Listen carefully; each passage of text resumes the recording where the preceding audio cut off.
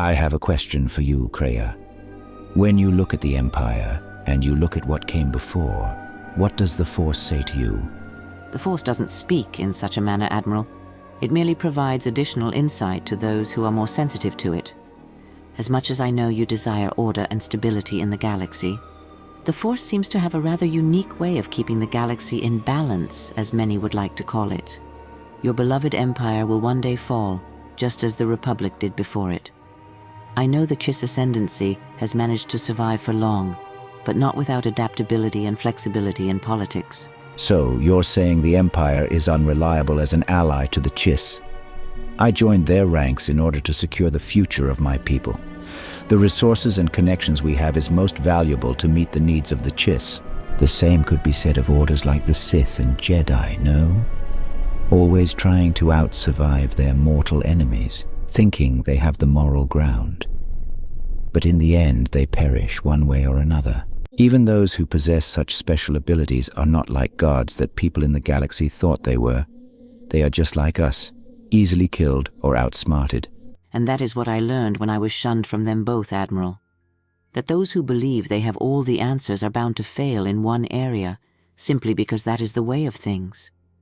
I merely point out the universal truth, the endless cycle of the rise and fall of political powers and organizations. But for the future of your empire, I have looked into it and have found that it will fail. Just as its rise to power was quick and violent, so will its downfall be. Or perhaps it will survive, if it were to learn to adapt. But again, such political entities will always fall. There is nothing that truly stays the same in the galaxy. An interesting parallel between your personal life and the powers. Before your exile, I believe you thought you would just remain in the same place, doing things that felt familiar day after day until you breathe your last. Perhaps it is time for me to reconsider my own beliefs in the Empire for the future of the Chiss. After all, if the Empire does fall, it would be advisable for my people to have a reliable partnership with whoever that will fill in the power gap. A wise decision, but one you must not take lightly.